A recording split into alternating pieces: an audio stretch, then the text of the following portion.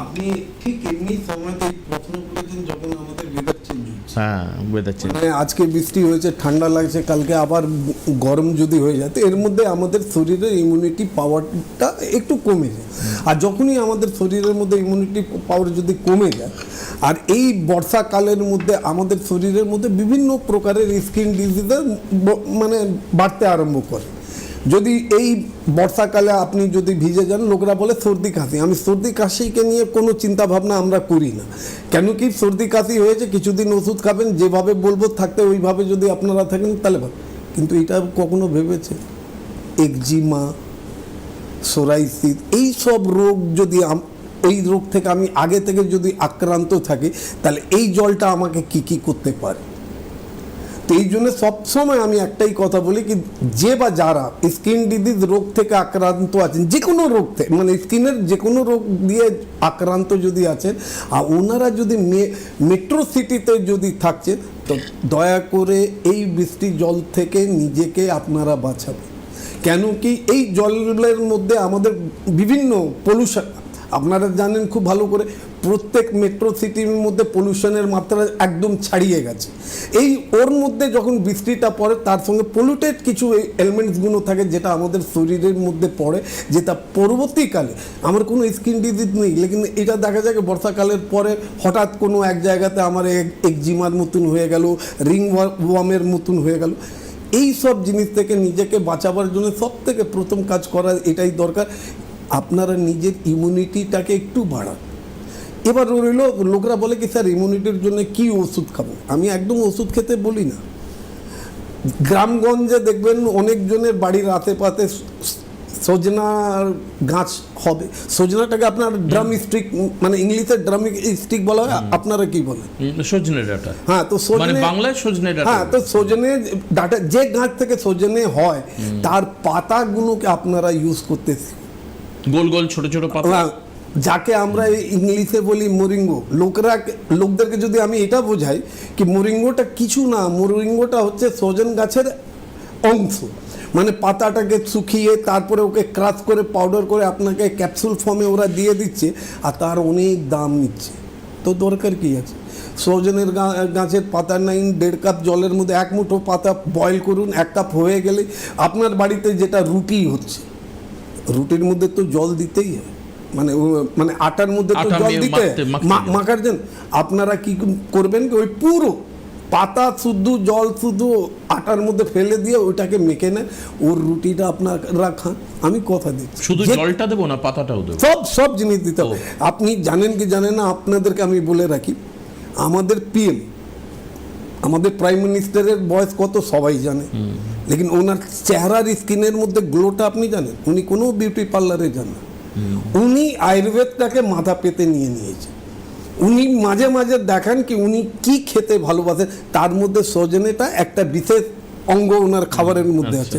উনি যে, আমরা যেমনি পেঁয়াজের পরোটা খাই, আমরা যেমনি পালক শাকের পরোটা খাই, আমরা যেমনি আলুর পরোটা খাই, ওই জায়গাতে উনি কি করেন, ওই গরম যার মধ্যে উনি সজন গাছের পাতাটাকে বয়েল করেছেন, ওইটা ওর মধ্যে দিয়ে আটাটাকে মেখে ওর থেকে যে রুটি তৈরি হয় ওইটা। এইটা হচ্ছে সব থেকে মেন ওষুধ নিজের ইমিউনিটিটাকে রক্ষা করার আর ইমিউনিটি সিস্টেমটাকে মজবুত করার।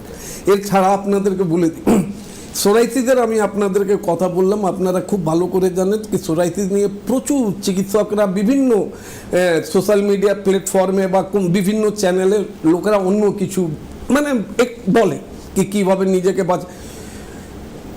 এই সময় দয়া করে বিরুদ্ধ আহার এবং বিহার করবেন না। যদি আজকের দিনে আপনি অ্যানিমাল প্রোটিন আপনার বাড়িতে রান্না হয়েছে, তো দয়া করে কোনো মিল্ক প্রোডাক্ট আপনারা খাবেন না। কেন কি, এই সোরাইসিসের সম্পর্কে যদি আমি আপনাদেরকে বোঝাতে যাই, এইটা আমাদের চরক সংহিতার মধ্যে কুষ্ঠরোগ বলে একটা চ্যাপ্টার আছে, তার মধ্যে একটা আছে মহাকুষ্ঠ। মহাকুষ্ঠর মধ্যে একটা পার্টের নাম হচ্ছে সিদমা। এই সিদমার যে ক্যারেক্টারটা আছে আজকালকার যুগের মধ্যে, মানে আজকালকার যুগের মধ্যে যে স্কিন ডিজিজ সোরাইসিসের পুরো ক্যারেক্টারটা মেল খায়, লেকিন তফাৎটা আমি আপনাদেরকে বুঝিয়ে দিই। মডার্ন সায়েন্স বলে it is the auto immuno skin disease, মানে ওরা জানেই না কি এই রোগটা হয় কী করে। তো আপনি যখন জানেন না তাহলে আপনি ট্রিটমেন্ট করেন কী করে? মানে স্টেরয়েডের ওষুধ আপনাকে দেওয়া হয়, কিছুদিন আপনি মলম লাগালেন, দেখলেন ও একদম ভালো হয়ে গেল, যেদিন মলম ছাড়লেন ও আবার বেড়ে গেল। এবার ও যখন বাড়বে তখন ভয়ঙ্কর রূপ নিয়ে বাড়বে, আবার আপনাকে একটু হাই গ্রেডের স্টেরয়েড মলম বা স্টেরয়েড ওষুধ আপনাকে খাওয়ানো হবে, আবার ওটা ভালো হবে। কতদিন খাবে? লাস্টে আপনারা এটাই দেখবেন যে সোরাইসিসের সঙ্গে সঙ্গে এবার you are suffering from psoriatic arthritis. স্কিনের মধ্যে যে জিনিসটা সোরাইসিসের পেশেন্ট হয়, ওই জিনিসটা যদি হাড়ের মধ্যে এসে যায় তাহলে আপনি টোটাল পঙ্গু হয়ে যাবে, কোনো কাজ করতে পারবে না, ব্যথা বেদনা থেকে আপনাকে কেউ বাঁচাতে পারবে না। এই জন্য আমি সবাইকে বলবো, যে বা যারা স্কিন ডিজিজ রোগ থেকে যদি আক্রান্ত আছেন, জরুরি নেই এনবিপির ফিজিশিয়ানের কাছেই আপনি এলে ভালো হবে না, যে কোনো ভালো আয়ুর্বেদিক ফিজিশিয়ানের সঙ্গে নিজের প্রবলেমের কথা বলুন, ওনার থেকে জেনে নিন কিভাবে আপনি এই রোগ থেকে বাঁচতে পারবেন, কিভাবে এই রোগটাকে সারানো যায়। কেন একমাত্র আয়ুর্বেদই বলে কি আমরা সোরাইসিসকে কিওর করতে পারি, যেখানে অন্য প্যাথিরা বলে অটো ইমিউনো স্কিন ডিজিজ।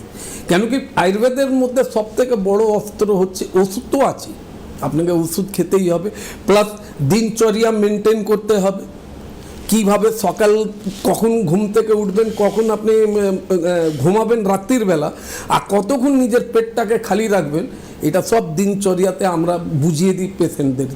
তো এই জন্য আমি আপনাদেরকে একটাই কথা বলবো, জরুরি নেই এখন তো প্রত্যেক ব্লকে প্রত্যেক ডিস্ট্রিক্টের ব্লকের হসপিটালের মধ্যে আপনি আয়ুর্বেদ ফিজিশিয়ানদেরকে পাবেন।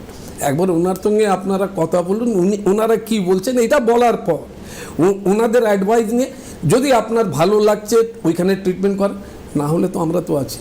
হেল্পলাইনে ফোন করবেন, হেল্পলাইনে ফোন করলে আপনারা জানতে পারবেন এনবিপি কোন কোন জেলাতে, কোন কোন জায়গাতে আমাদের চেম্বার আছে, আর কোন তারিখে কোন চিকিৎসকে আপনারা সেখানে পাবেন। এই জন্য যে বা যারা, কেন কি আমি সোরাইসিসকে বলি সাইকোসোমেটিক ডিজিজ। সোরাইসিস হয়ে গেলে এটা কোনো মানে লোকরা বলে কি আমার সোরাইসিস হয়েছে আমার এটাও কেউ খাবে না, একদম ভুল। এটা ছুঁয়াছুতের না, মানে কি আপনার গায়ের রব যদি আমার গায়ে লেগে গেল তো আমার হবে না, এই একদম এর দিক থেকে আপনার দয়া করে যারা সোরাইসিস পেশেন্টরা আছে তাদের সঙ্গে একদম হিউম্যান গ্রাউন্ডে আপনারা ইমিউনিটি মানে মানুষত্ব যে ব্যবহারটা আছে ওটা আপনাদের করা উচিত। কেন কি আগেই আপনাকে বলেছি সোরাইসিস একটা সাইকোসোমেটিক ডিজিজ। মানুষ যাদের সোরাইসিস হয়ে থাকে তারা সোশ্যাল মিডিয়া মানে সোশ্যালে সামাজিক কাজকর্মের মধ্যে ওরা নিজেকে অনেক পিছিয়ে রাখে, একা থাকে, নেগেটিভ থিঙ্কিং ওনারা করেন, যার থেকে এই রোগটা বিভিন্নভাবে বেড়ে যায়। কিন্তু আয়ুর্বেদ এটা বলে না। আয়ুর্বেদের মধ্যে বলা হচ্ছে সাধ্য অসাধ্য ইয়াপ। সাধ্য মানে কি হলো কি আপনি যদি আমাদের পুরো কথাটা মন দিয়ে যদি শোনেন, আমাদের অ্যাডভাইসগুলো যদি ফলো করেন তো খুব তাড়াতাড়ি এই রোগ থেকে আপনি মুক্তি পাবেন। অসাধ্য মানে এটা হয়ে গেল কি কত অনেক বেড়ে গেছে, ওটা আর ভালো হচ্ছে না, কিন্তু তারপরেও আমরা ইয়াপের রাখি। ইয়াপের মানে কি ভালো হয়ে গেলেন, আবার সেই ভুলটা যদি আপনি আবার দ্বিতীয়বার করেন তাহলে আবার আপনি এই রোগ থেকে আক্রান্ত হতে পারেন।